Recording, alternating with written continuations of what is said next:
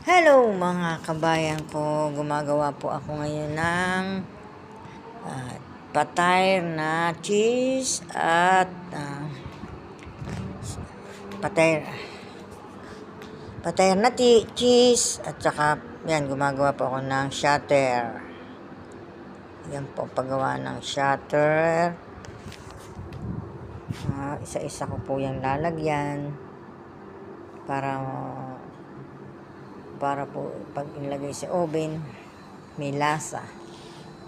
Yan po ang paggawa ng patay na shatter. Isa-isa ko po yan lalagyan kasi yun po talaga ang paggawa ng shatter na patay, tinapay. At yan po yung isa naman, cheese na patay na kiri, cheese kiri. Lalagay po dyan yun sa loob. Yan po, sa isa po yan nilalagyan. Maprosesohan no mga kabayan, maproseso po yan. Kaya ayun po.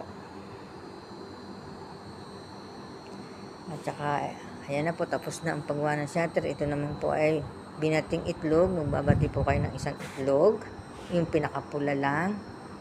Yan po. Saka isa-isa nyo ilalagay dyan sa ibabaw para pagkaluto nyo po ay mamula-mula.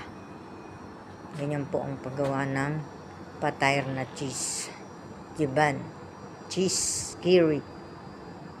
Yan po. Hindi ko na po naipakita sa inyo kung paano gawain, pero ito lang po yung actual na iluluto sa oven. Ayan po, isa-isa po nilalagyan yan. Yan, isa-isa. At saka po, pagkatapos niya nilagyan, ay lalagyan po ng sa ibabaw ng itlog na binati. Po mga kababayan, po. At pagkatapos kong iayos na ganyan, ay lalagyan po yan ng pinakaibabaw. Yan po.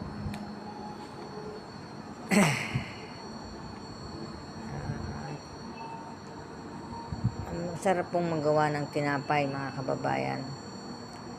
Yan po ang sesame seeds. Lalagyan po ng sesame seeds sa ibabaw. Yan po nasa na ba ang sesame seeds? Bye!